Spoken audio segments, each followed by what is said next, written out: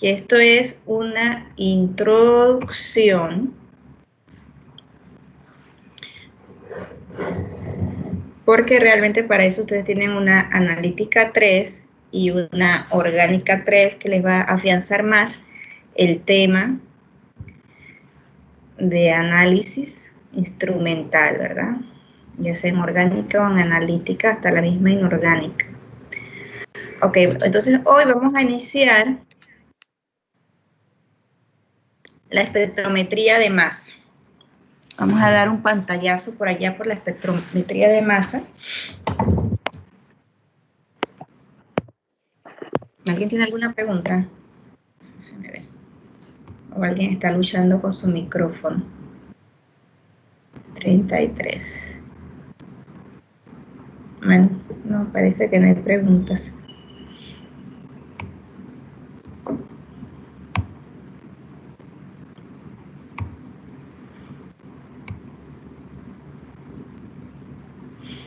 Nada, me saco.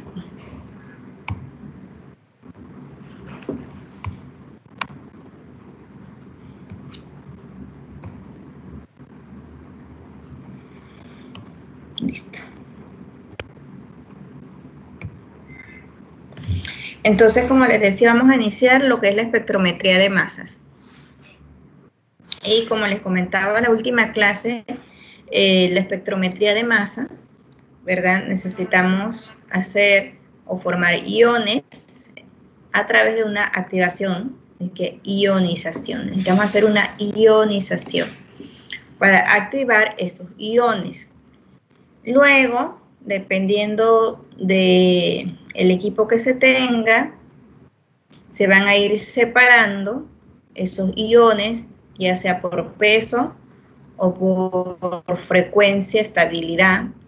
El analizador, que son también distintos tipos de analizador, los va a ir separando o alineando, ¿verdad? Según ya sea peso, tamaño, estabilidad, etc. Y después vamos a tener un detector, ¿sí?, que me va a decir que se formó un fragmento más o menos de tal masa, peso. Ok, de esto más o menos la espectrometría de masa. Bueno, aquí yo no se los puse, se los dejé en español, espectrometría de masa, pero usualmente ustedes lo van a encontrar como MS, por sus siglas en inglés. Ok, MS. Ok, entonces la espectrometría de masas está basada en el estudio detallado de los iones que se forman al suministrar energía a una muestra, ¿sí?, o de ionizar una muestra. Y así se puede tener tanto información cualitativa como cuantitativa, igual que el infrarrojo. Sin embargo, recuerden que nosotros no vamos a hacer énfasis en la parte cuantitativa, siempre vamos a hacer énfasis en la parte nada más cualitativa, ¿ok? Porque a la química orgánica le interesa más es la elucidación estructural. Es una técnica muy rápida y de alta sensibilidad. Es importante aquí recalcar que la muestra que usted coloca en un espectrómetro de masas ya no la puede recuperar, ¿sí? Se destruye la muestra. Aunque como ella es muy sensible, no es que usted necesita mucha muestra, masas, kilos, no, o mililitros, no, dependiendo si su muestra es sólida o líquida. Con poquitita muestra, con femto casi, nano, por allá, usted puede hacer una espectrometría de masa. De hecho, es tan sensible esta técnica que se requiere que aunque usted tenga mucha, se utilice mínimo nanogramos, ¿ok? Entonces, para detectar o hacer su ionización de su muestra. Ok, existen muchas modalidades de espectrometría de masa, con muchas técnicas, formas de ionizar. Cada una tiene sus ventajas y sus desventajas, ¿ok? Sin embargo, el día de hoy yo les quise traer nada más las últimas que se están utilizando. El impacto electrónico, impacto electrónico, No es de las últimas, de hecho es de las primeras, es la que más se utilizaba hace mucho tiempo. Sin embargo, por ser una de las primeras, yo se las quise traer. Tiene muchas desventajas, crea muchos fragmentos falsos negativos, es decir, que no son realmente parte de nuestra molécula, entonces cuesta mucho identificar si esos picos corresponden o no a una muestra, y por eso he dejado de utilizar. Es muy destructiva esa técnica. Sin embargo, fue una de las primeras. Hay muchas otras, yo nada más le traje un par. Les decía la semana pasada que las que se están utilizando ahora mismo son ESI, que es ionización por electrospray, ¿verdad? Obviamente aquí se le llama ESI por sus siglas en inglés, pero es ionización por electrospray. APCI o técnica CI, que significa ionización química. En este caso, a presión atmosférica, APCI. Estas dos son las que más se están utilizando ahora. Bueno, y esta acá que se llama MALDI. MALDI es una ionización por láser asistida por una matriz. ¿Ok? Entonces, estas tres, sobre todo ESI y APCI, MALDI tiene muchas aplicaciones, tanto en biología como en química, es costoso. Y es de una marca comercial, de una compañía especial. ESI y APCI la tienen todas, ¿ok? Entonces, ESI y APCI son las técnicas que se están utilizando actualmente. Impacto electrónico ya no se utiliza. Hay una que se llama FAB, F-A-B.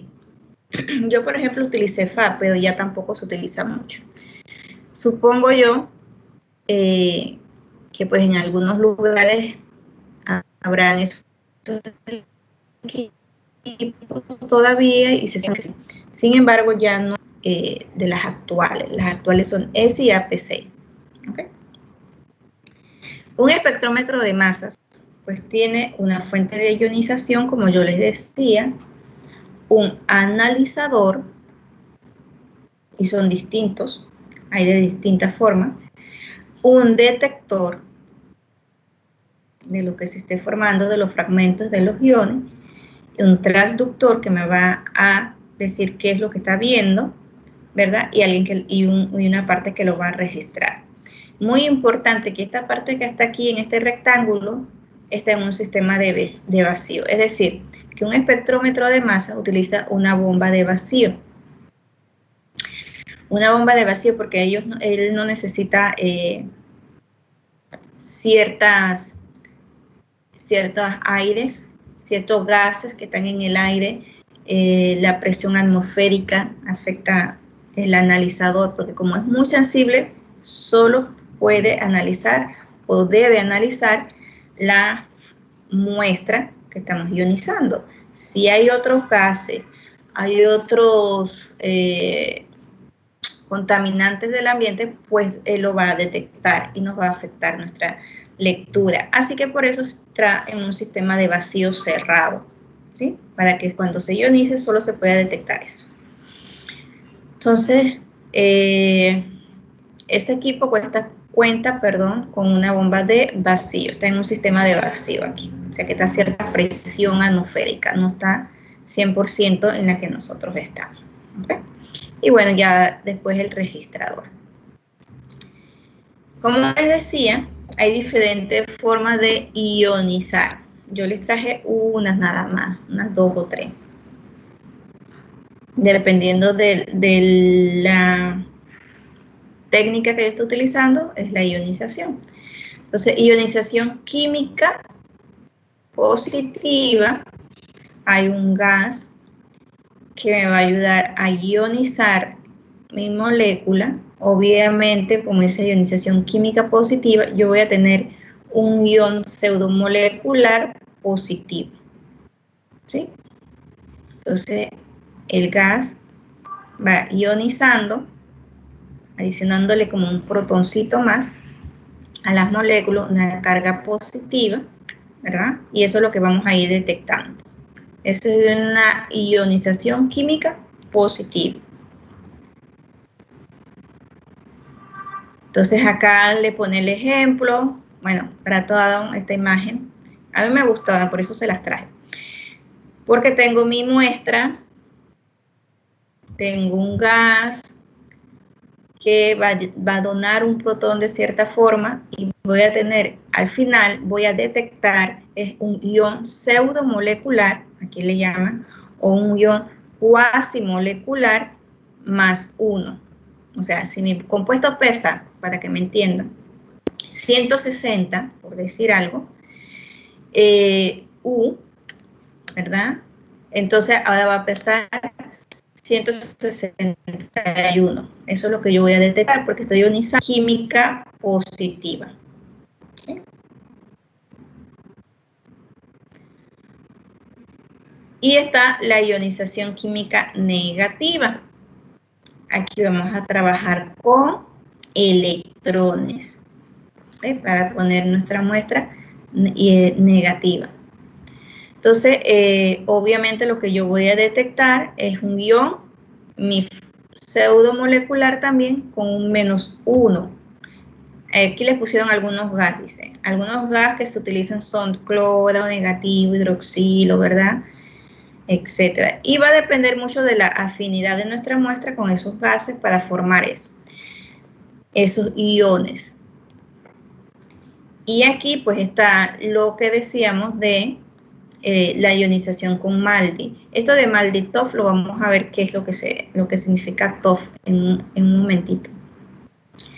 Ok, entonces aquí está el láser, está mi muestra. ¿Sí? Y hay una matriz, viene el láser y va a haber una desorción de esa muestra, o sea que se va a ionizar a través de la matriz y voy a tener entonces ya una ionización alta de mi muestra. ¿Ok? Esas son, así muy rapidito, las ionizaciones, la fuente de ionización. Ahora vamos a ver el analizador, que también pueden ser muy distintos. Esto yo nada más les traje estas, sin embargo recuerden que hay muchísimas más.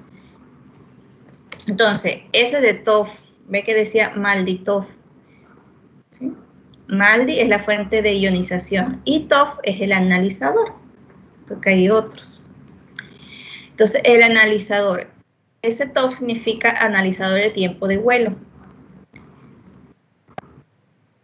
Ocurre la ionización, se mantiene ahí un rato la ionización y luego empieza a extraerse los iones de una forma acelerada, con una velocidad, de acuerdo al peso. Miren, ¿sí? De acuerdo al peso. Y va extrayendo primero uno y después otro de acuerdo al peso. Y después obviamente va a haber alguien, una parte que va a hacer el análisis, va a colectar toda la información y va a hacer un registro, una traducción y un registro. Este es un analizador de tiempo de vuelo, eso es lo que significa TOF. Hay otro analizador, estoy hablando de los más comunes actualmente, el analizador cuadrupolo. El analizador cuadrupolo tiene 4 tubos que se van a cargar positivos y negativos momentáneamente. Si ustedes observan aquí, estos dos están positivos. Después estos dos están negativos. Él va a estar como rotando entre positivos y negativos, cuadrupolo. Y lo que hace es que dependiendo de la afinidad de la muestra con los iones, pues si la muestra está cargada negativa, se va a ser analizada cuando están así paralelos estos tubos positivos, cationes. Cuando es positiva, en forma catiónica, entonces los tubos están en forma aniónica, hay esa atracción, ¿no? Y entonces de esa forma podemos analizar o hacer un barrido con analizador cuadrupolo, que es el que más se está utilizando, de especies tanto positivas como negativas. ¿Ok? Entonces tenemos el analizador de tiempo de vuelo TOF y el analizador cuadrupolo. Esos son los que actualmente utilizamos, principalmente el cuadrupolo. Todo el mundo quiere un cuadrupolo. Ok, entonces, otra cosa importante ahora mismo Bueno, aquí yo no lo puse, pero se recuerda que yo les dije que existe también equipos que son detectores de masas exactas, son de alta resolución y de baja resolución. Los de baja resolución no me dan una masa exacta. Me dicen, usted tiene más o menos ahí un ion pseudomolecular de 161.14. Los de masas exactas me dice 161.14, 26, 27. O sea, me dice con exactitud todo hasta 4 decimales cuál sería mi peso. Y como no tengo todo eso, puedo calcular perfectamente si tengo carbonos, nitrógeno, porque se suma todo. Entonces tengo, eso se llama masas exactas o masas de alta resolución. Y hay los de baja resolución. Obviamente los de masas exactas cuestan más, los equipos, ¿no? Son más sensibles, tienen que, imagínense, dice hasta 4 decimales del peso molecular o de la masa molecular de un compuesto. Otras cosas que estamos utilizando ahora mismo se llama masa de masas. Esto ya así lo puse en inglés, ¿verdad? Sus siglas en inglés, MS. Son masas de masa. ¿En qué consiste esta masa de masas? Usted tiene su muestra, la inyecta, entra a la cámara de ionización, la que usted tenga, entra a su analizador. Igual recuerden que el analizador puede ser por tiempo de vuelo, cuadrupolo y hay otros más. Ahora mismo todo el mundo casi está usando cuadrupolo. Entonces, después que entra ahí, ¿verdad? Viene lo que se llama la celda de colisión. La celda de colisión es la que va a escoger algunas de las partículas o de las muestras que se están para volver a hacer otra como ionización, otro análisis específico de ese ion en especial. Y vuelve, y hay un analizador 2. Obviamente por aquí hay un transductor, un detector, que nos va a dar nuestro espectro. ¿En qué consiste eso de masas de masa? ¿Se recuerdan que yo les decía que ahora no necesariamente tiene que ser una mezcla, pero también puedo tener una mezcla de compuestos e inyectarlos? Cuando usted tiene una muestra, que es una mezcla, usted va a tener, vamos a decir, este espectro que está aquí.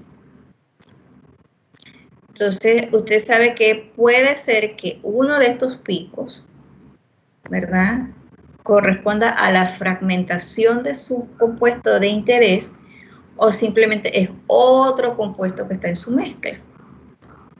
Entonces, ¿qué es lo que hacemos? Escogemos uno de esos picos y le decimos al equipo, todo esto obviamente con una computadora, le decimos al equipo que queremos ver la fragmentación de él, ¿sí? Este pico, ¿cuáles son los fragmentos que corresponden a él? ¿Sí? Entonces, por ejemplo, aquí está. Se seleccionó este pico. Entonces, el espectro de masa producto de este ion, o sea que este ion se fragmenta en el amarillo, en este rojo, en este verde y en este café. ¿Sí? Él es el que va fragmentándose en estos. Entonces, algunas veces los analistas dicen, bueno, él es el padre, ¿no? Estos son los hijos. Él es el ion padre, o sea, él es el ion original que forma estos fragmentos. Entonces, yo todo eso le puedo dar. Esto ocurre cuando yo hago masas de masas. Si yo no hago masas de masas, simplemente voy a tener todos los picos, todo, y yo no sé cuál corresponde a cuál si tengo una mezcla. Si yo tengo un compuesto en principio puro, que es uno solo, pues todos los fragmentos corresponden a esa muestra. Pero recuerden que es tan sensible que si usted tiene algún contaminante por allí, pues le puede dar un fragmento que no corresponde al compuesto como tal. Entonces tiene que estar bien puro para que usted diga, este es el espectro especial y no hay más nada. De lo contrario, usted va a tener algunos fragmentos de algunos contaminantes. Entonces, pero si tiene una mezcla, entonces ya yo puedo saber quién forma a quién. Entonces, este pico azul fue el que se fragmentó y formó el amarillo, el rojo, el verde y este cafecito. Puedo hacerlo al revés. Si yo estoy segura que él me produce el rojo, me produce el fragmento amarillo, obviamente de algún peso molecular, ¿verdad? Una masa. Y aquí también, pero no estoy segura que el verde sea originario de este fragmento o de este ion. Entonces lo que yo hago es que yo lo digo al revés. Yo le digo al equipo que yo quiero ver,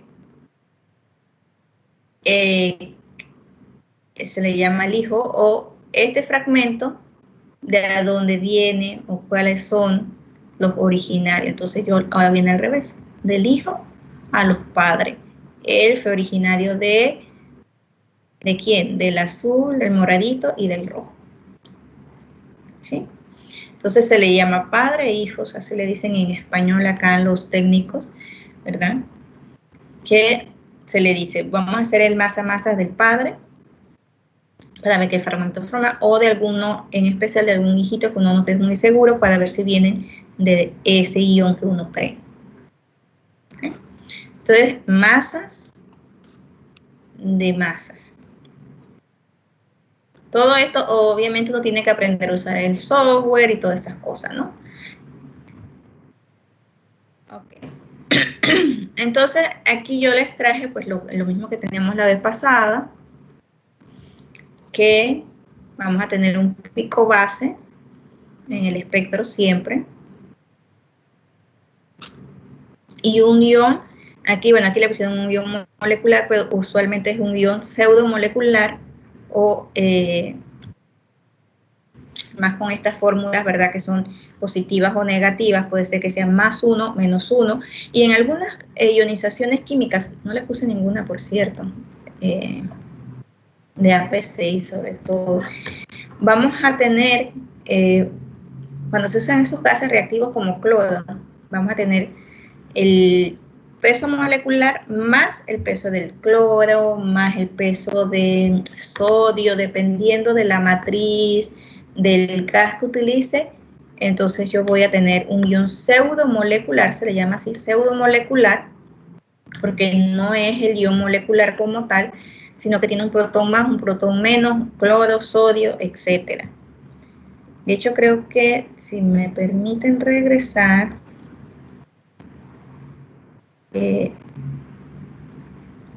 aquí.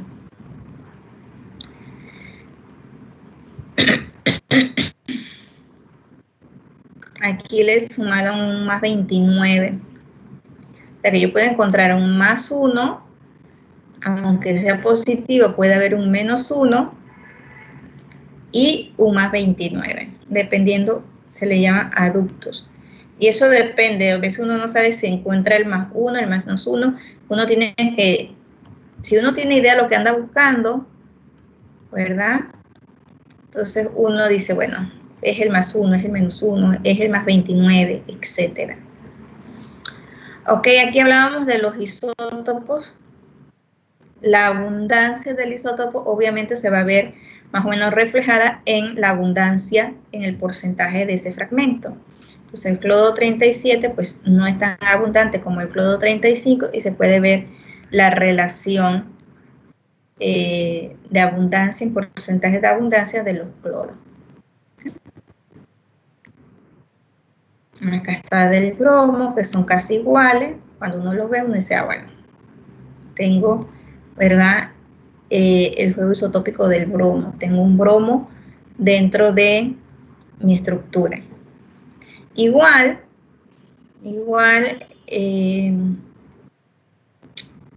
lo vamos a ver, ¿verdad? El jueves vamos a hacer una practiquita para que ustedes más o menos tengan idea de cómo lo van a utilizar.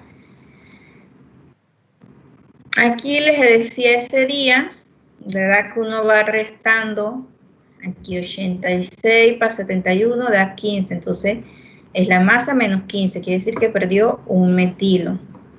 Luego pierde 29, o sea que pierde un CH3, CH2. Este pedacito de aquí. Y ustedes van a ir restando y van viendo como que, bueno, si tengo tales, la fragmentación que se están dando. ¿Ok? Las fragmentaciones que se dan, ¿quién puede ser? Por ejemplo, aquí, hubo una ruptura aquí, en este carbono, este es 29, que debe estar por aquí, 84 menos 70 y algo. Y que se formó esta estructura que está acá, esta que está acá, que tiene una masa carga de 55. ¿Okay? Y es el pico base. Recuerden que el pico base es el más abundante.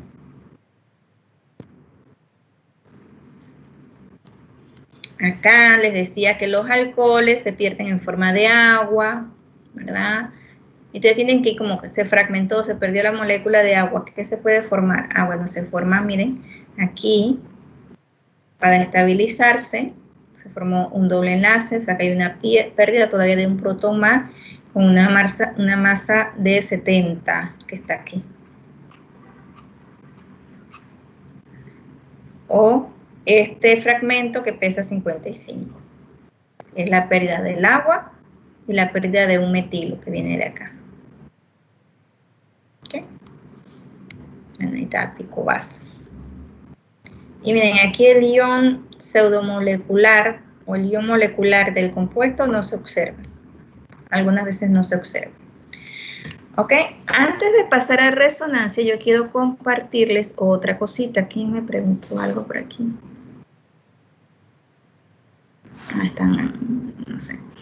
Ok, yo quiero presentarles, a ver, déjenme buscarlo, antes de empezar resonancia. Yo se los voy a compartir. O sea que se los voy a mandar, o se los voy a colocar.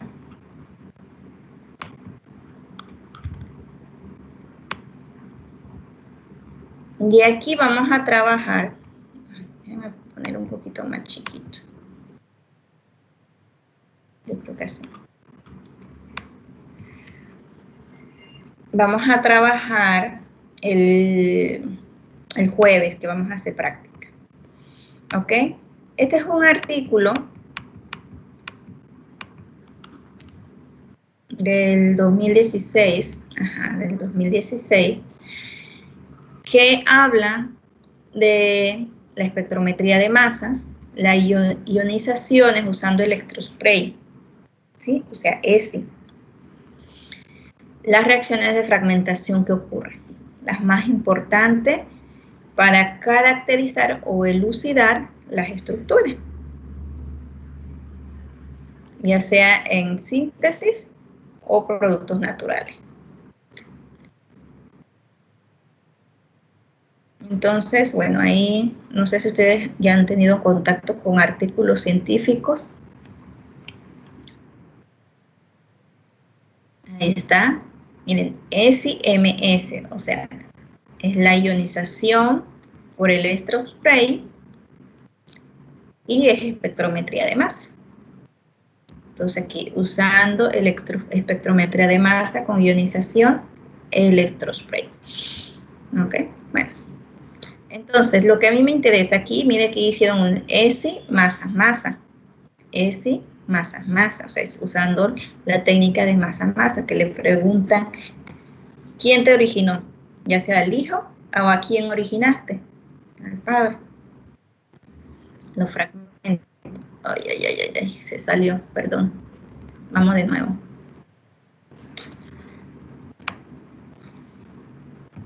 ¿Qué se hizo? Ay, no me digan que se me fue. Y no lo tenía grabado.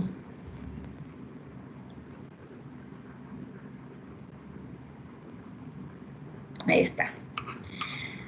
A ver, vamos a compartirlo de nuevo. A ver, compartir.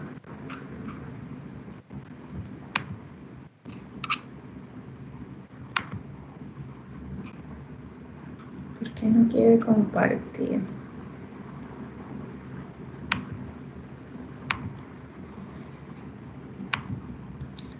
A ver, déjenme ver qué es lo que pasa, que no quiere compartirse. Ahí va.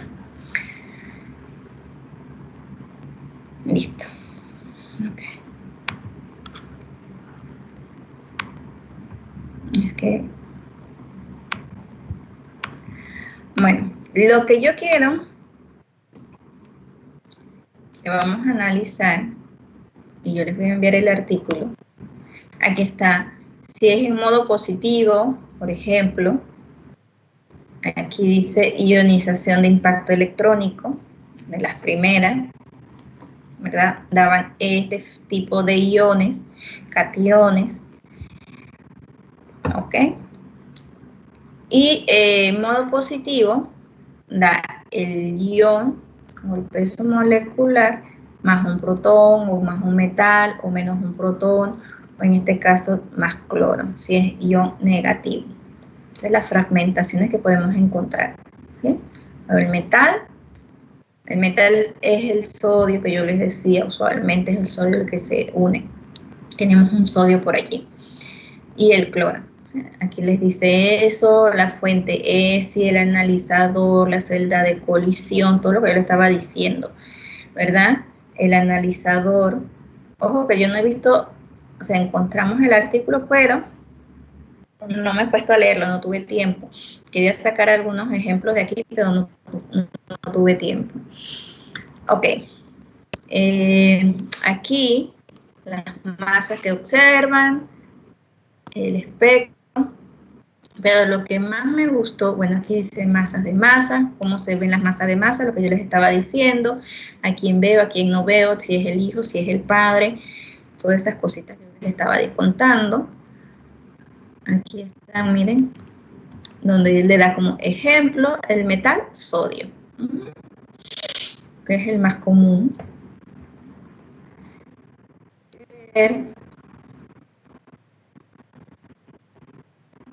Miren, quiero que nosotros analicemos el jueves es esto.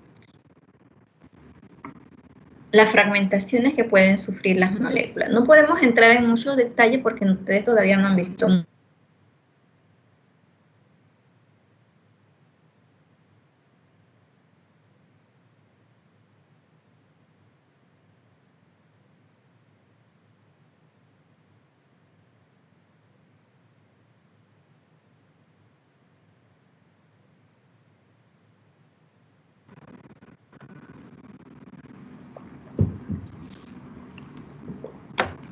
Regresé. Ya sabemos cómo es la internet. A ver. Ay, Dios mío. Parece que hoy no quiere la internet ni nada que yo dé clase. A ver. Vamos de nuevo para acá. Ok. Lo que les decía. Como estamos empezando, ustedes llevan apenas una orgánica 1, no pueden hacer muchas propuestas de fragmentaciones. Sin embargo, sí me gustaría que miráramos un poquito. Ellos tienen este cuadro. Por ejemplo, miren aquí, una reacción o parece una reacción como esta, que es una retro-Diels-Alder. Ustedes conocen muy bien ya la reacción del Diels-Alder, ya saben cómo se forma este ciclo hexeno. Entonces, cuando ocurre esa ionización, yo voy a tener esos reactivos como fragmentos. O aquí la de los alquenos, ¿verdad?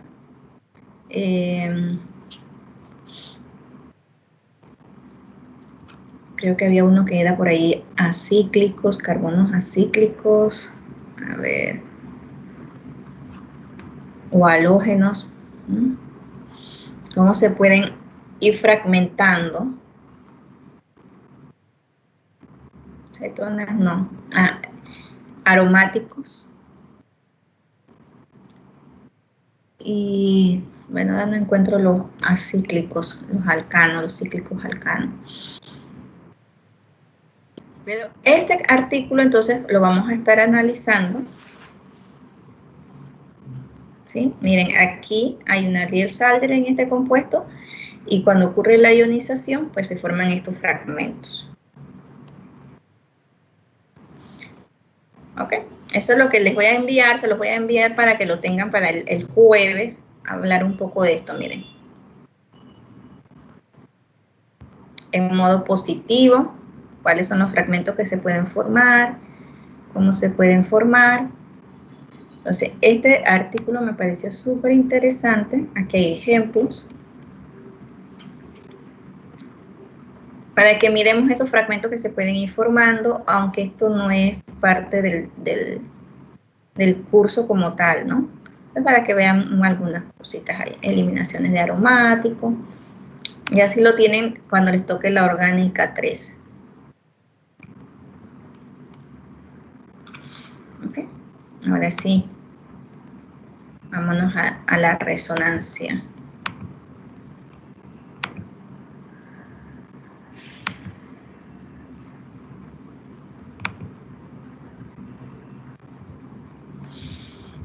Listo. Ok. Entonces, la otra técnica que vamos a empezar a ver hoy es la resonancia magnética nuclear. Esta es una espectroscopía, ¿eh? Y bueno, aquí yo me copié lo que decía por ahí, donde estaba esta imagen que me encantó. Es la técnica más poderosa, más importante para la determinación estructural en química orgánica. O sea, el infrarrojo, que ya vimos la semana pasada, la espectrometría de masa, que ya vimos que nos da el ion pseudomolecular, el ion molecular, y si es una masa exacta, me da exactamente la fórmula molecular de mi compuesto. Me ayuda, y es necesario, para confirmar, pero la que me da más idea de cómo es mi estructura es la resonancia magnética nuclear. Y obviamente, si se le puede hacer unos rayos X, que no se le puede hacer mucho a todas, pues obviamente se me va a decir exactamente cuál es mi estructura. Entonces, aquí, por ejemplo, en esta imagen, miren que ellos colocan, aquí tengo 2 metilos, aquí están los 2 metilos, ¿verdad? Aquí tengo un metino, la señal de los metinos, el metileno, los aromáticos, el metilo de nuevo, hasta acá, ¿ok? Los aromáticos en 7, y este casi no se ve, aquí lo colocaron, pero es muy difícil que se vea realmente los hidroxilos, casi no se ven, ¿ok? Tiene que ser un súper equipo de resonancia magnética nuclear para que usted vea esos hidroxilos. Ok, aquí entonces, pues esta es la forma de un equipo de resonancia magnética nuclear, así lo van a ver. Cuando entren en un cuarto va a tener esta forma. Y acá en esta imagen, pues les decía que hay una cámara de vacío, igual que hay en el espectrómetro de masa. Sí, hay una bomba que mantiene algún vacío. A ver, aquí le decía, déjenme ver si puedo leer esto. El helio, que son las entradas de helio.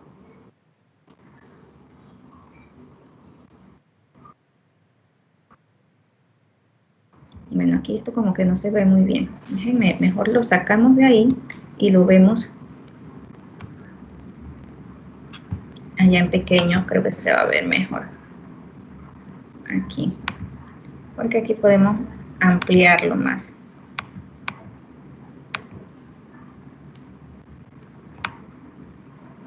Porque allá no se va a ver. ¿Okay?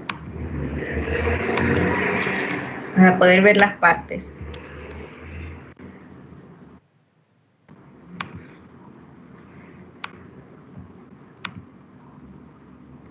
Entonces, pues aquí está. Cámara de vacío, depósito de nitrógeno, la radiación, protectores, son las partes que están ahí. Un depósito de helio líquido. Y bueno, aquí una bombina, dicen. Ok, ¿cómo funciona? Vamos a regresarnos entonces a la presentación. ven que dice nitrógeno y helio líquido. El nitrógeno va a estar por acá afuera. Y aquí va a estar el helio. Estos equipos necesitan estar a menos 270. Y él crea un campo magnético. Es decir, que cuando usted entra a un lugar que hay un equipo de resonancia magnética nuclear, usted se tiene que quitar todo lo que tenga metal. No debe usar aretes, no puede llevar una tarjeta Visa, ni clave, ni nada de estas cosas, porque todo eso tiene magneto. Todo lo que tenga así una barrita, algo, todo eso se va a exponer, entonces no se puede, no se debe. Entonces, al equipo hay que darle nitrógeno líquido todas las semanas para que mantenga el helio líquido, que es muy difícil de conseguir y muy costoso, que está dentro del equipo. Para tener una temperatura aproximadamente de menos 270 grados Celsius. Entonces, estos que está acá arriba, pues les decía que son las entradas de helio y de nitrógeno. Una es la entrada de helio y la otra es la entrada de nitrógeno. Y bueno, que son estas cositas que están acá. ¿Ok? Entonces, para que se den una idea más o menos cómo es. La resonancia magnética nuclear hace su aplicación en función a lo que nosotros a veces aprendemos en química general, que son los números cuánticos. O sea que la resonancia magnética realmente, para entenderla bien, porque implica muchas cosas y hoy no lo vamos a hacer, necesitaríamos aprender un poquito de cosas cuánticas, tanto en física como en química, en la matemática, bien de la cuántica, ¿no? Entonces, realmente, te ves que dice número cuántico magnético y número cuántico spin. Allí, en el número cuántico magnético y el número cuántico spin, es que tiene la base, la resonancia magnética nuclear, en función al átomo, específicamente a su número cuántico magnético y al número cuántico spin. ¿Ok? Yo nada más le coloqué esto aquí para que se acordaran, que ya ustedes más o menos tienen idea. Ok, hay un número cuántico de spin nuclear total que se denomina con la letra I. Para calcular ese número cuántico de spin nuclear total, pues hay algunas fórmulas. Yo busqué y la verdad que no, ninguna me convenció, así que no le quise colocar aquí. Entonces, este cuadrito que está aquí, lo recuerdo muy bien cuando tomé mis clases hace mucho tiempo ya, ¿verdad? Que me ayuda a mí a saber qué átomos pueden tener spin nuclear cuántico detectables. Necesito yo un spin que pueda alinearse de cierta forma con un campo magnético. La resonancia magnética nuclear. ¿Por qué no podemos llegar con tarjetas de crédito o con todas estas cosas, o con sortijas o con arete? Porque funciona magnético. ¿Okay? Entonces, el equipo tiene un campo magnético. Y cuando, y no lo coloqué aquí, me acordé y no lo coloqué. Cuando yo coloco mi muestra, adentro, la voy a exponer frente a un campo magnético. Lo voy a exponer a un campo magnético. Entonces, dependiendo si mi átomo que yo estoy analizando, mi muestra, pero especialmente de los átomos, por eso es que hay resonancia magnética de protón, de carbono, de nitrógeno, de fósforo, dependiendo del átomo que yo esté analizando, yo lo someto a un campo magnético externo que está dentro del equipo, él se va a alinear o no, va a haber un efecto dentro de él, ¿verdad? Con ese campo magnético. Entonces, no todos los átomos tienen spin, o sea, tienen ese electrón que me va a ayudar a mí a tener un efecto dentro de la resonancia magnética nuclear.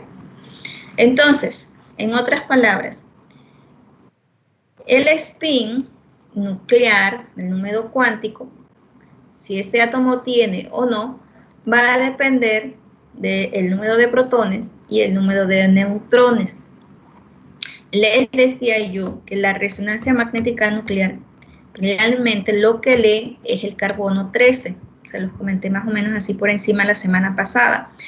Que el carbono 13, que tiene una abundancia, que es uno de los isótopos de carbono, que tiene una abundancia de 1,1% nada más, ¿verdad? Es el que me ayuda a mí a poder determinar carbonos a través de la resonancia magnética nuclear. ¿Por qué? Porque es el único isótopo que tiene un spin nuclear. Recuerden que los isótopos se diferencian por los neutrones, ¿sí? Entonces, bueno, el carbono 12, por ejemplo, no tiene spin nuclear. Spin es 0. Entonces, por eso no podemos detectar el carbono 12 en la resonancia magnética nuclear. Sin embargo, el carbono 13 sí tiene un spin nuclear de 1/2. Recuerden que es decir que más o menos o menos 1/2. O está hacia arriba o está hacia abajo de 1/2. ¿Sí? Más o menos 1/2. En el carbono 13. Eso es lo que vamos a detectar en la resonancia magnética nuclear. Todos nuestros compuestos tienen un porcentaje de carbono 13 y eso es. Por eso se requiere más tiempo. Bueno, el hidrógeno, el nitrógeno. Aquí lo dice, entonces, los isótopos con un spin nuclear igual a 0 son inactivos a la resonancia magnética nuclear. Son inactivos, o sea, no se pueden detectar porque no tienen un spin que se va a alinear con el campo magnético de la resonancia magnética nuclear. Entonces, bueno, aquí le dice que los de 1/2 tienen una distribución esférica de carga en el núcleo y pues tienen una no tan esférica, lo que son mayores de 1. Y por aquí yo creo que lo puse, dice, cuando el spin nuclear no es nulo, o sea que tengo un spin nuclear, tiene un momento angular de spin y un momento magnético. ¿Ok? Y entonces, dependiendo de la dirección de este spin, es en la que se basan los experimentos de resonancia magnética nuclear. ¿Okay? Del momento magnético y del momento angular del spin. Aquí yo le coloqué esta tablita, más fácil, más sencilla, que me dice qué núcleos o qué átomos, ¿verdad?, son los que tienen spin nuclear que pueden ser detectados, como el carbono 13 que tiene 1/2. Nitrógeno 14, 15, ¿verdad? Estos son los que pueden ser detectados. Ok. Lo que ocurre es que voy a tener un campo magnético dentro del equipo. Voy a tener mi spin de mi átomo y él se va a alinear ya sea hacia arriba, hacia abajo, dependiendo, porque también algunos se alinean paralelo totalmente, en forma oblicua, depende, ¿no?, al campo magnético que está en el equipo. Y eso es lo que afecta y da diferentes señales en el espectro de resonancia magnética nuclear. Entonces, bueno, aquí ya dice que tenemos un protón, ¿verdad?, girando. ¿Qué pasa? Ese mismo protón que está girando por su spin genera un campo magnético con un momento magnético. Y bueno, aquí les dice que se asemeja a una barra magnética pequeña. De hecho, hay un experimento que bueno, nosotros ahora mismo aquí en Panamá no tenemos equipo de resonancia magnética nuclear. Teníamos dos, hubo un tiempo en que tuvimos dos, hubo un tiempo en que no tuvimos nada. Cuando yo estudié no teníamos nada. Después tuvimos dos, ahora mismo estamos de nuevo sin nada. Se supone que vamos a tener dos de nuevo, pero están en compra y no llegan. ¿Cuál es? Que usted puede colocar una moneda así, cerca del equipo de resonancia magnética nuclear, ¿verdad? Y usted va primero ver esa resistencia como cuando usted va a poner dos imán juntos, esa resistencia, ¿no? Y llega un momento en el que se pega la moneda al equipo, porque hay un campo magnético, es como el imán ese, como cuando usted tiene dos imán. Entonces, me acordé de eso porque aquí dice una barra magnética pequeña, como los imanes, ¿verdad? Pequeño imán, aquí lo dice. Entonces, es un experimento que se hace cuando uno está empezando a ver el equipo de resonancia magnética nuclear para que uno vea el campo magnético que está ahí dentro del equipo. Entonces, los átomos, pues pueden crear este campo magnético, los núcleos, ¿verdad? Entonces, dice, un número impar de protones en el núcleo crea un spin nuclear. Lo que vimos hace ratito con la tablita de protones y neutrones. Decía ahí si es par, esa tablita yo me la, esta, número de protones par, número de neutrones par, el spin no hay. Número de protones par, neutrones impar, ¿verdad? Hay spin. Impar, par, va a dar impar, hay spin. ¿Ok? Con el número. Esa es una tablita que nos ayuda a saber si vamos a tener o no un campo magnético. O vamos a tener un spin nuclear en el átomo o en el núcleo. ¿Ok? Esto es lo que yo les dije hace ratito aquí. Entonces, ¿qué es lo que va a tener el equipo de resonancia magnética nuclear? Va a generar como un campo magnético externo, o sea, de externo, realmente externo, en el sentido que no está dentro del núcleo. Tengo mi núcleo y tengo un campo magnético aquí, que realmente lo está creando el equipo de resonancia magnética nuclear. Entonces, aquí le dice, si se alinea en el sentido del campo externo, o sea, si el spin se alinea al sentido del campo externo, pues la energía es más baja. Y cuando se alinea en sentido contrario, la energía es más alta. Es decir, que usualmente lo que hacen los spin es que se alinean al campo magnético. Si el campo magnético está hacia arriba, ellos se van a alinear hacia arriba porque van a estar más estables, se requiere menos energía. ¿Okay? Y eso por eso usualmente cuando nos pongamos a leer ya bien o en una orgánica 3, quizás ustedes pues, se pueden percatar de que los núcleos usualmente se alinean al campo magnético externo, al de la resonancia, porque pues son más estables en ese momento. Es como no ir contra la corriente, ¿no? Bueno, entonces, esto que está aquí se le llama apantallamiento, ¿verdad? A los átomos que absorben en un campo más alto. La resonancia, bueno, como muchas cosas en la química, es como media al revés, ¿no? Usted piensa campos más altos, va a pensar en números más altos, pero los campos más altos son números más pequeños. ¿Sí? Entonces se dice que está apantallado. ¿Por qué? Porque hay muchos más grupos, etcétera, ¿verdad? Está más, ¿cómo se le puede decir? Alineados con el campo magnético. Y los que están más lejos se le llama menos apantallados, o sea que tienen menos alineación con el campo magnético. ¿Okay? Entonces aquí está. Aquí no está la numeración, pero aquí empieza 0, 1, parte por millón. Está en otra imagen.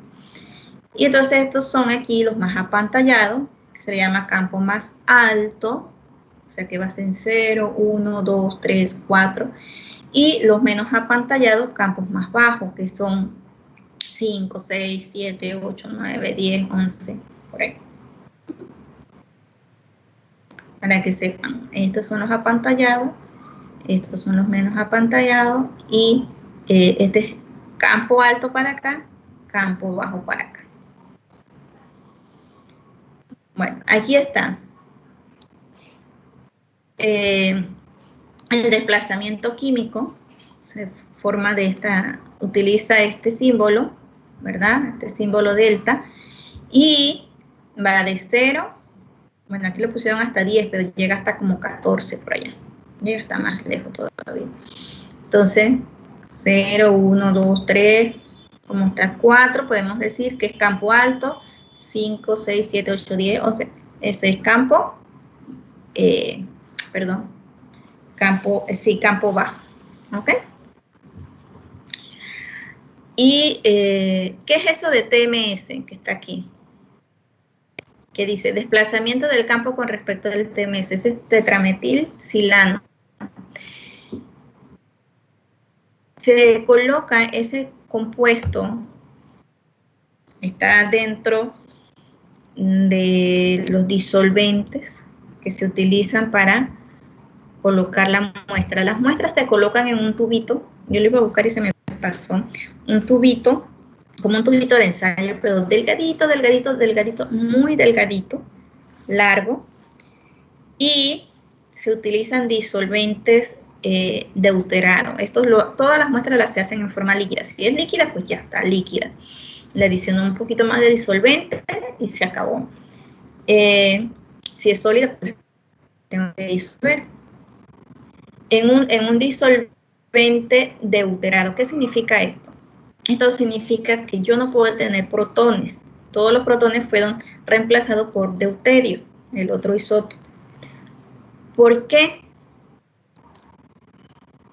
Porque el hidrógeno tiene spin, entonces va a afectar la muestra, ¿sí? Si yo adiciono el hidrógeno de mi disolvente, yo lo voy a ver. De hecho, se va a ver, porque siempre, por más deuterio que se tenga, hay un porcentaje de hidrógeno como tal, y se va a ver, pero no, para que no se afecte tanto ese señal del disolvente, se utilizan disolventes deuterados. Y se utiliza un reactivo de referencia que ya se sabe o se tiene con respecto al campo magnético. Ese es el tetrametilsilano, el TMS. Entonces, por eso se dice desplazamiento del campo con respecto al TMS. O sea, el disolvente tiene ese reactivo y ya yo sé que él es 0. Él frente al campo magnético me va a dar 0, entonces uno lo coloca. Todo esto, chicos, no es como que llego y pongo la muestra. Obviamente hay una persona encargada, hay un técnico que tiene que hacer todas estas alineaciones, poner bien la referencia, quién va a ser mi referencia, el TMS, ¿verdad? Algunas veces el técnico lo que hace es, si utilizo, no sé, agua deuterada, bueno, en 2. Entonces busco bien cuál es la señal que da y de ahí todas las otras señales se alinean a lo que él diga. No es como que de una vez da, ¿no? Todas estas cosas hay que llevar un pequeño análisis. En este caso, en la resonancia magnética, el analizador no es tan automatizado como en el infrarrojo o con la espectrometría de masa. Aquí sí el técnico influye mucho. Hay que tener mucho los spin y todo lo que se va a analizar.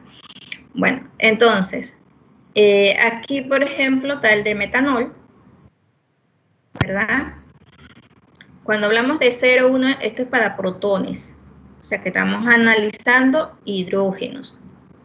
En el carbono hay otra escala aquí. Entonces, metanol, este es un CH3, un metilo. Los metilos están apantallados, o sea que están en campo alto, ¿sí? En este caso, pues se ve uno solo porque ellos son equivalentes. ¿Qué significa equivalente? Que son iguales. ¿Okay? Entonces, por eso se ve como si fuera uno solo, pero con una altura apropiada. Y está en 3. Bueno, aquí dice 3.4. ¿Por qué? Porque esos hidrógenos del alcohol, como están cerca del hidroxilo, el oxígeno negativo, ocurre menos apantallamiento, ¿sí? Los desprotege un poquito. Entonces, porque los metilos principalmente están aquí en 1. igual que en el infrarrojo, hay una tabla donde después ustedes se los van aprendiendo cuando los usan, pero hay un desplazamiento aproximadamente de 1, los metilos están en 1 más o menos. Cuando ya está en 3, como en este caso, uno sabe que está cerca de un oxígeno o de un átomo que lo ayuda a no estar tan apantallado, ¿verdad? Y bueno, el hidroxilo aquí del alcohol en aproximadamente 5. Aquí están las tablitas. Existen también muchas tablas. ¿Ven? Los metilos están más o menos en 1, 0.9. ¿Sí? Los metilenos en 1.3, los metinos en 1.4. Ya los metilos, bueno, los hidrógenos de los metilos, porque estamos analizando protón, los hidrógenos de los metilos de cetonas están en 2.1. ¿Por qué? Por el carbonilo, el oxígeno negativo. ¿Sí? La de los alquinos en 2.5. Entonces, esto todo está siempre en tablas, todas estas cosas. Y uno se los va aprendiendo. Aquí donde dice fenil, es pH, eso es fenil, esos aromáticos, 7.2. Apenas uno pone señales así en 7.2, uno dice, tengo un aromático, o sea, tengo un anillo de benceno. Y aquí, pues tenemos el campo magnético externo, ¿sí? El que está dentro del equipo de resonancia magnética nuclear, y el campo magnético del compuesto, ¿sí? Del compuesto, el inducido. Obviamente está inducido por el campo magnético externo. El spin, los spines van a formar entonces un campo magnético inducido. Entonces aquí está el campo magnético inducido que, pues aquí dice muy bien, refuerza ¿qué? Al campo magnético externo. Están como girando hasta cierto modo alineado con el campo externo. Entonces, pues, está desapantallamiento, o sea que no está apantallado. Por eso está en un campo bajo, que está en 7.2, más o menos. Los anillos de benceno. Aquí está. Todos son igualitos, químicamente hablando. Entonces, y una sola señal en 7.2 está unido a un doble enlace, a dobles enlaces, acuérdense. Entonces, en 2.3. Si fuera un metilo de una cadena lineal, fue a 0.9. Ay, aquí no, aquí se me movió esto. Bueno, aquí igual va a pasar lo mismo que con los aromáticos, no tanto como el anillo de benceno, pero bueno, aquí está el campo magnético inducido por el campo magnético externo de los electrones pi de los alquenos que refuerzan obviamente el campo magnético externo, ¿sí? El de los alquinos igual, campo magnético que está ocurriendo en los electrones, en los enlaces pi de los alquinos que se une al campo externo. Este campo externo, recuerden que es el que está dentro del equipo, el pequeño imán que está dentro del equipo. ¿Ok? Y bueno, aquí tenemos un éter. Los metilos de esto, los metilos de este éter acá, pues están más o menos en 1. Ahora aquí ya les menciono otra cosa, que es el integrador. Aquí les dice el integrador, ¿no? Y hay cuadritos porque así se hacían hace un par de tiempo. Realmente los espectros no vienen así. Ustedes tienen dos opciones. Hay dos opciones para estas cosas. Al integrar, sí, al integrar así como en matemática, ¿verdad? Yo voy a saber más o menos cuántos hidrógenos tengo en esa señal. Por ejemplo, si ustedes observan esta señal aquí, grandísima, ellos dicen que hay 6 unidades de integración. ¿Sí? sea que hay 2 unidades de integración. Son 3, son 2, 2, 2, 2. Más o menos eso es lo que ellos dicen. Y cuando a mí me dieron eso, empezaban a decir que, bueno, ¿cuántos cuadritos hay? ¿Entre cuántos divides? Y dices cuántos tienes.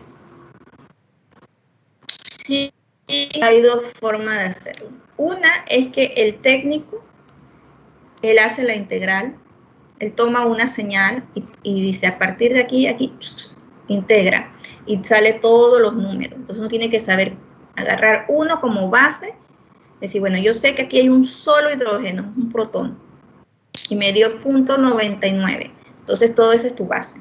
1 es 0.99. Entonces uno dice, si tengo 3, tendría que tener, ¿qué? 2.97. Entonces cuando yo digo que la integral aquí me la hacen, me da 2.97, entonces tengo 3 protones o 3 hidrógenos. ¿Ok? Entonces ese es, el técnico te lo hace, ya. Él te pone la integral, te da un número y tú a partir de ahí sacas todos los otros. O uno mismo aprende a utilizar los programas. Hay unos programas que me ayudan a mí a tener mi espectro. Te lo dan en algo que se llama en formato FIT. Él te lo da en un archivo FIT. Tú entras a tu computadora, tienes estos programas especiales para ver estos espectros en este formato, como el MESTREC, ¿cómo se llama?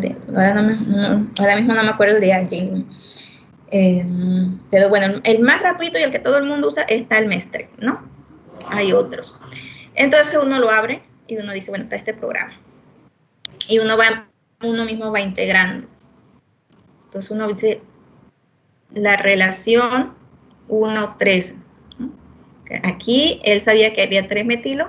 Entonces esto, con respecto al electrón, tiene una proporción de 1, 3. Aquí viene lo que yo les decía. Aquí yo sé que hay 1, y dice que está integrado C2.5, aquí sí que hay 2, aquí hay 3, y acá hay muchísimos más, ¿no? Aquí hay 6. ¿Okay?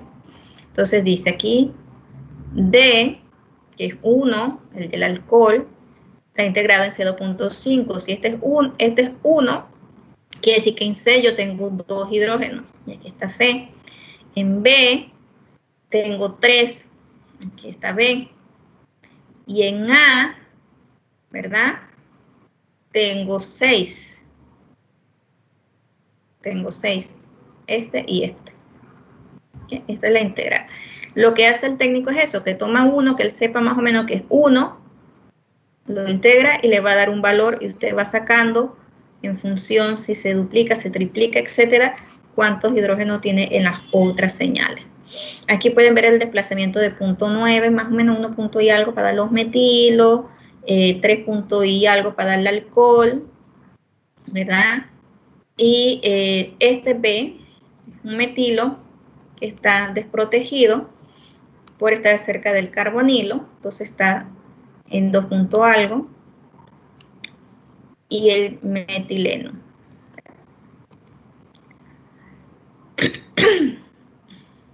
Acá es lo mismo. Ok, vamos a pasarnos de protón a la constante de acoplamiento. El análisis le llama acoplamiento spin-spin. Nosotros lo conocemos usualmente como constante de acoplamiento. Eso me dice a mí, me ayuda a mí a saber más o menos cómo están espacialmente distribuidos esos protones. Si están igual o no. ¿Ok? Entonces, estos 2 protones que están aquí, ellos son iguales, son equivalentes químicamente hablando. Pero este ya no, y se ve obviamente afectado por cada uno de ellos. ¿Sí? Se ve afectado. Entonces, lo que se hace es que se desdobla la señal. Con respecto a este, hay una formulita que veo que ahora que estoy viendo esto no, que me dice cómo se puede desdoblar o no las señales, ¿sí? Las señales. Yo después se las voy a buscar para el jueves. Entonces aquí, por ejemplo, dice que se forma un doblete. Doblete es esta forma aquí, como doble. ¿Por qué? Porque este protón no está alineado con estos protones de acá, o sea, son químicamente distintos. Entonces, él se ve afectado por él. Como está afectado por él, se desdobla, forma un doblete. ¿Ok? Yo le voy a buscar la fórmula para que. Entonces, aquí dice A. ¿Sí? Este es un triplete. Este es un triplete, aquí lo dice, un triplete. Y tiene una relación 1, 2, 1. ¿Esto por qué?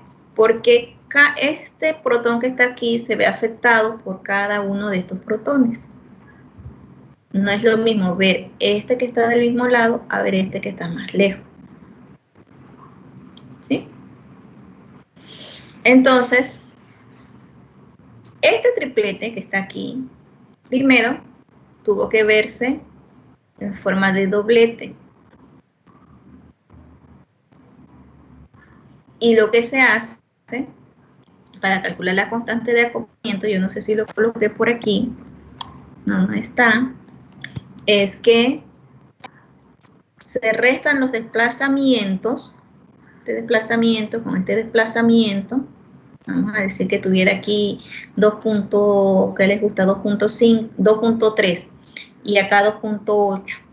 Entonces yo lo resto, me da 0.5 y lo multiplico por el campo magnético que estoy utilizando, es decir, por el equipo de resonancia magnética nuclear.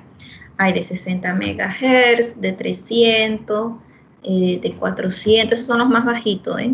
Los que se utilizan en las grandes universidades son de 800, de 1000. Entonces uno, esos diferencias de desplazamiento lo multiplica por el campo magnético que estoy aplicando y ese me da un número, y eso es lo que conocemos como constante de acoplamiento. Dependiendo de la constante de acoplamiento, yo me puedo dar una idea si están muy cerca o si están muy lejos, si la constante de acoplamiento es pequeña, si la constante de acoplamiento es grande. ¿Ok? Entonces, miren, por aquí, déjenme buscarlo.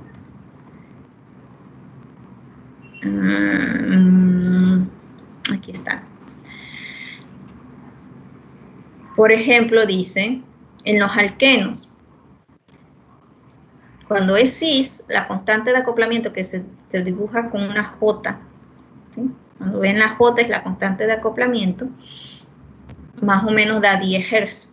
Recuerden que la diferencia yo la multiplico por el campo magnético o la frecuencia del campo magnético que estoy utilizando, por eso es que está en Hz. Entonces yo digo, me da 10. En los trams me da 15. Y en los hidrógenos, si yo estoy viendo son los hidrógenos geminales de un doble enlace de un alqueno, la constante de acoplamiento me da 2 Hz. Esto está en tablas. Yo tengo la idea de que tengo un alqueno, yo quiero saber si es cis, si es trans, si es geminal, los hidrógenos, cómo están. Entonces, la constante de acoplamiento, que es la diferencia de los desplazamientos multiplicado por el campo magnético, pues es el que me va a dar la constante de acoplamiento y me va a decir, o me va a ayudar a tener ideas si es cis, trans o geminal. Igual en los aromáticos, si están ortos, si están metas, si están para. Bueno, aquí no pusieron el para, ¿verdad? El para está muy lejos. 8 o 2. ¿Ok? Esas son las constantes de acoplamiento. Y No tengo, déjenme buscar porque no tengo idea qué hora es.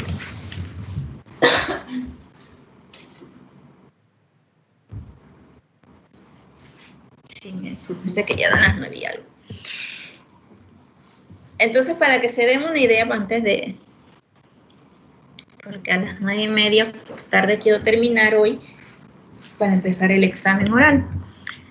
Entonces aquí miren. ¿Cómo calcular las constantes de acoplamiento?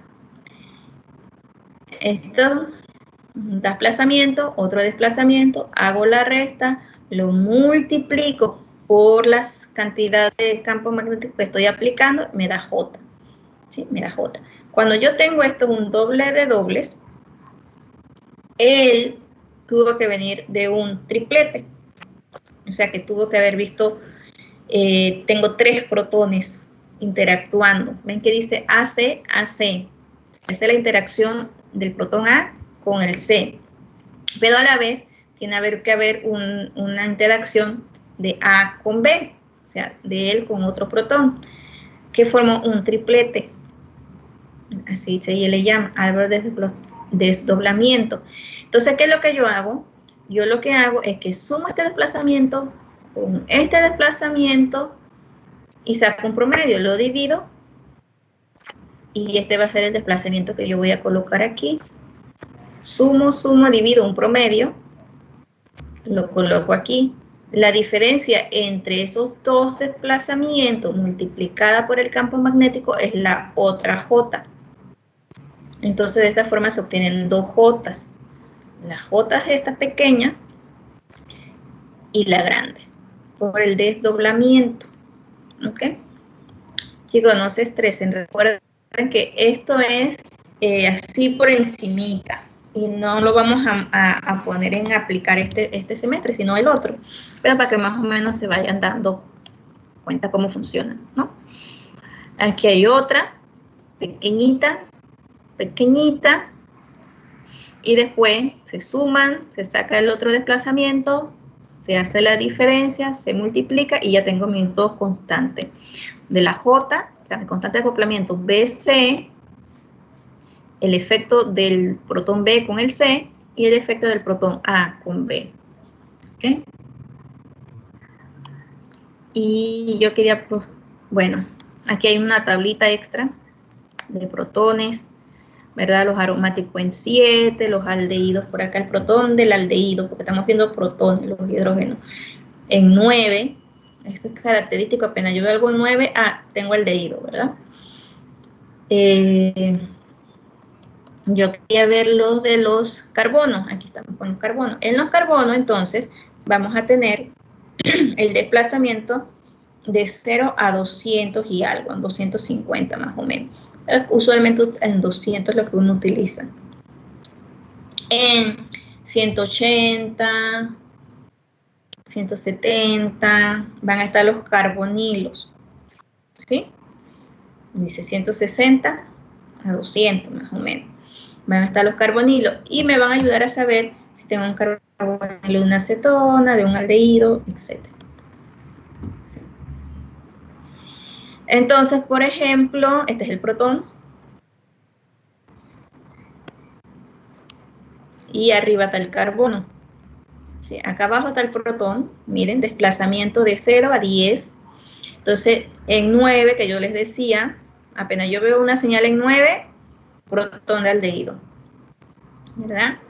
En 7 tengo aquí aromático. Aromático. No es un anillo de benceno, pero tiene ahí los desplazamientos en 7. ¿Ok? Y miren que aquí dice 7 puntos y algo cloroformo. Este es cloroformo. Ese es el disolvente que se utilizó. Aunque aquí lo pusieron así, debieron haberlo puesto así, miren. Disolvente CDCl3. O sea, es cloroformo deuterado. Porque se utiliza es el cloroformo deuterado, donde el protón fue reemplazado por un deuterio, para que tenga menos desplazamientos. Pero sin embargo, ahí está, ¿verdad? Siempre tiene su poquitito. Ahí está la señal del cloroformo, el disolvente. Entonces, este es el de protón. hidrógeno. Acá viene el carbono, 180 partes por millón. Es el carbonilo, apenas yo veo 160 y algo, 167, 180, 190, 200. Yo voy a saber ya los ácidos carboxílicos se desplazan un poquito más allá. Entonces tengo el carbono de aldehído, 180, del carbonilo de los aldehídos, ¿verdad? Aquí los aromáticos, los dobles enlaces.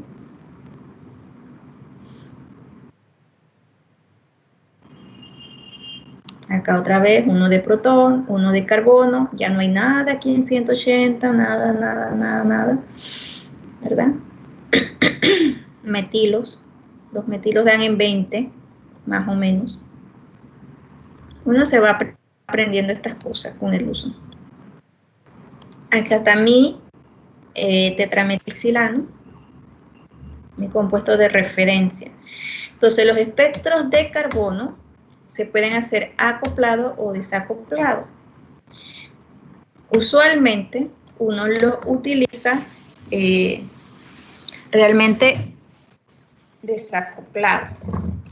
Digo acoplado, ¿verdad? O sea, una sola señal. Desacoplado. Sin embargo, pues algunos hacen el acoplamiento. Miren. ¿Qué significa? Aquí, esto es lo que a uno le gusta ver. Uno dice, bueno, aquí tengo un carbonilo, 220 y tanto. Una acetona, 200 y tanto.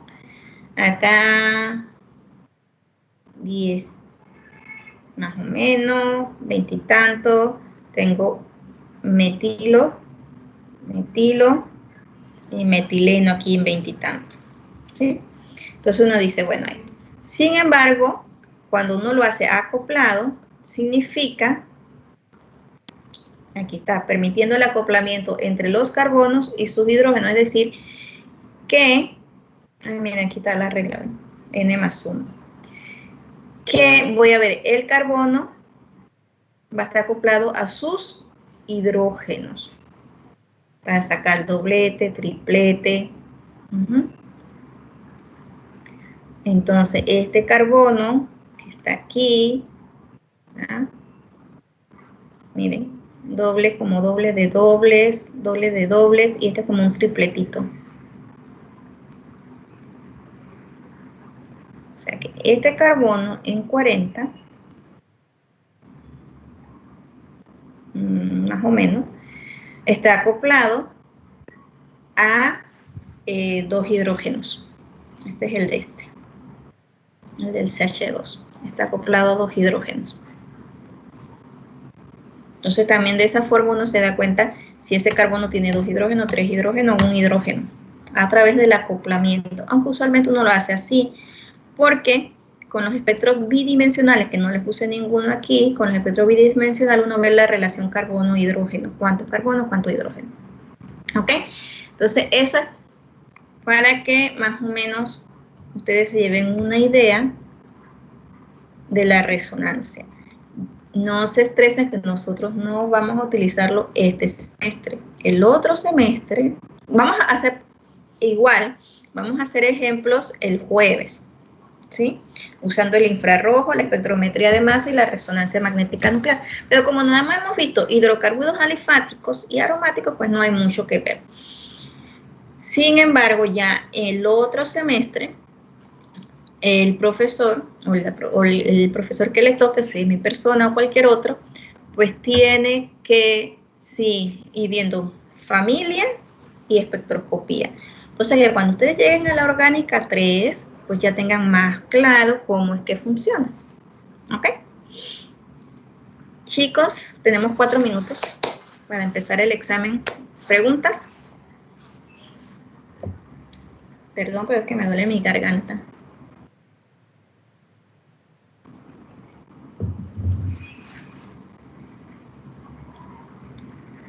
Profe, una pregunta.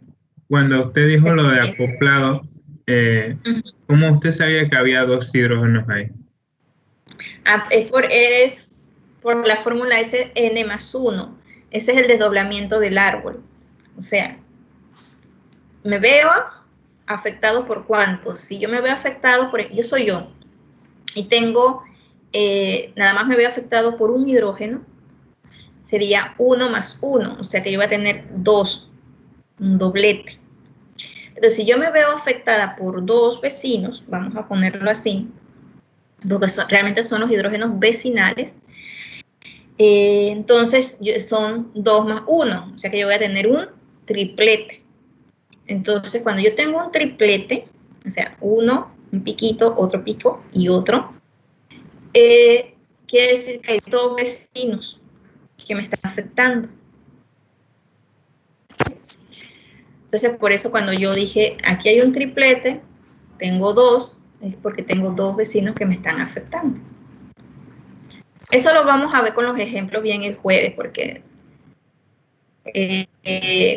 aquí no estaba bien, no estaba en las diapositivas que tenía. Es que yo no me puse a ver bien todas las diapositivas. Este es un montón de diapositivas que tengo por todos lados, así que yo fui agarrando ya los loquillos. Para explicarles mejor bien cómo saber las señales, la forma de la señal, lo que es un singulete, un doblete, un triplete, y cómo se ve afectado en función a los vecinos.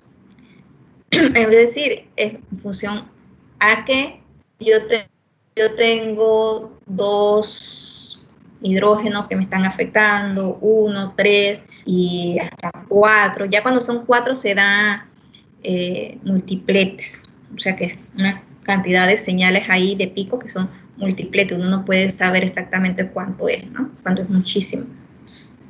Y no se pueden calcular las jotas.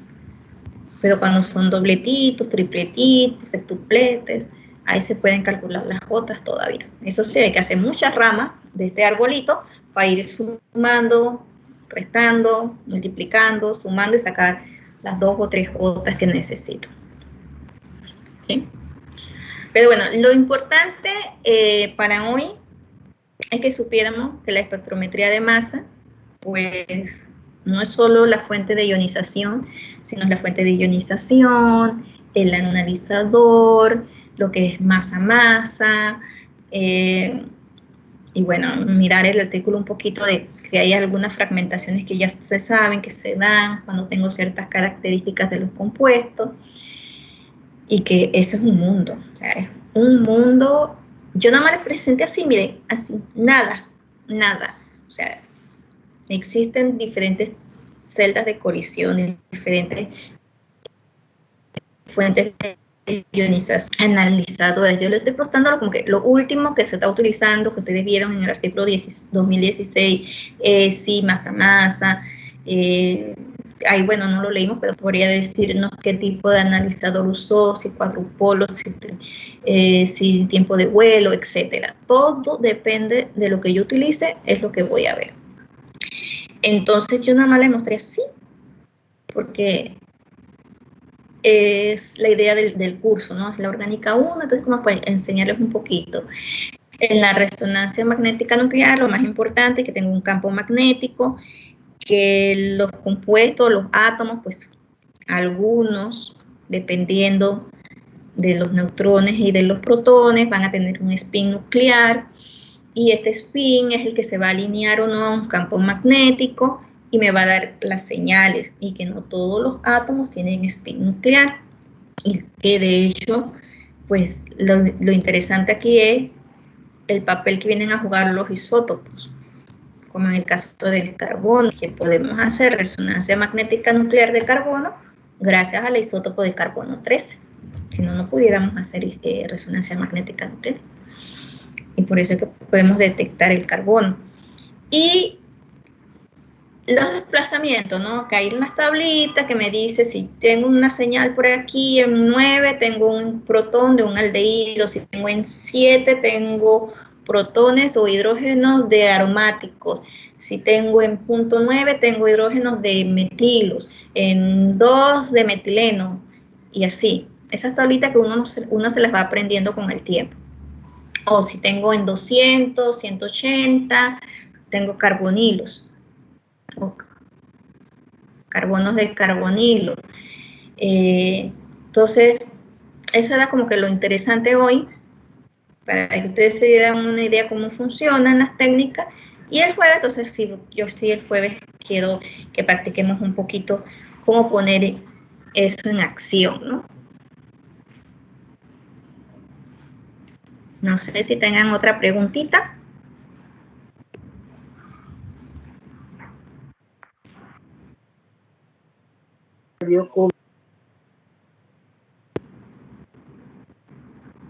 ¿No? Bueno, si no hay preguntas, profe. Dígame. Yo tengo una pregunta.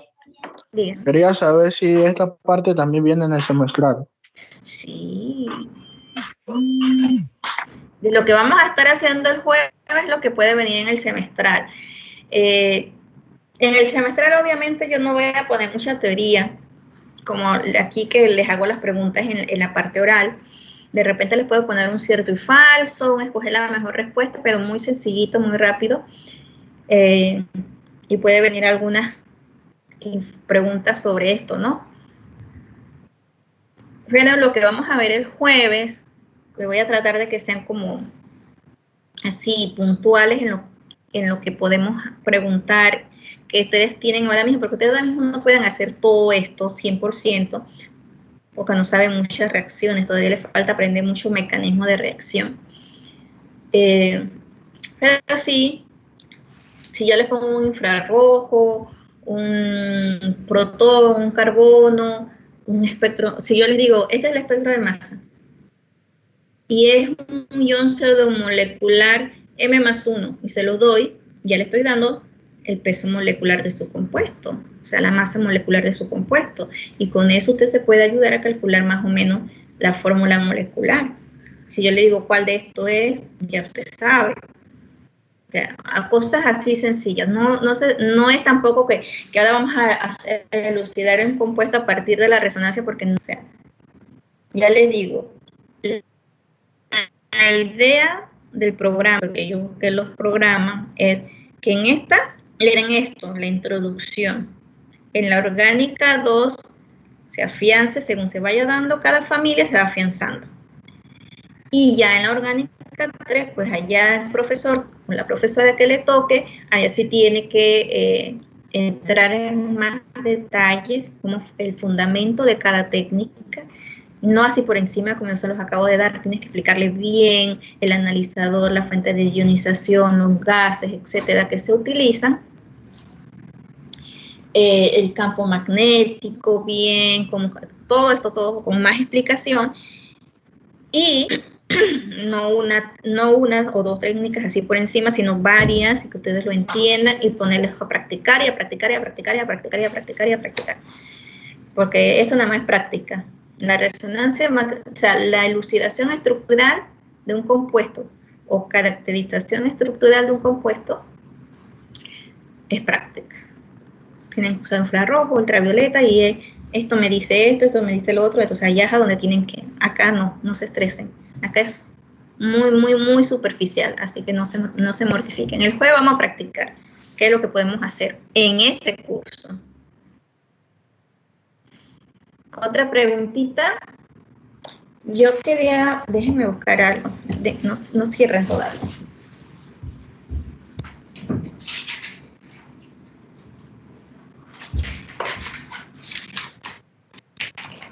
Ok, decirle a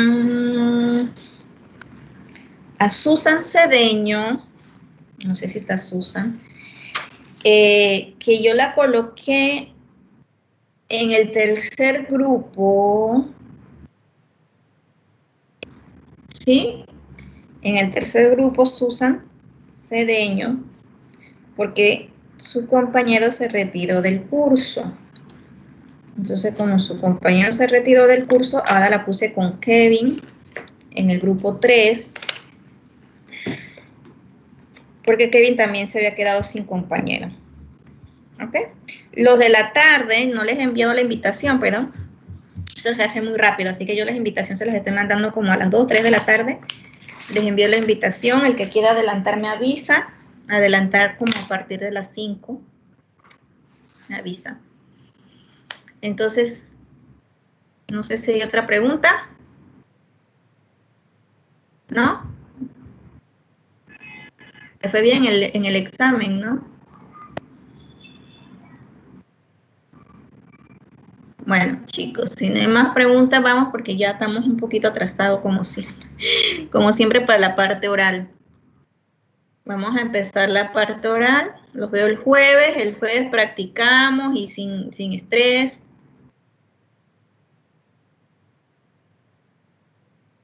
¿Ok? Entonces, los que tienen examen están pendientes. ¿Me iba a decir algo, Joel?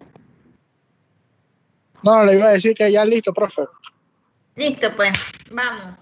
Vamos para el examen. Sencillito, rapidito. Los de la tarde ya saben. En un rato hago la invitación y a las 5, el que quiera adelantar me avisa. Me manda un correíto. Va. Chao, nos vemos el jueves.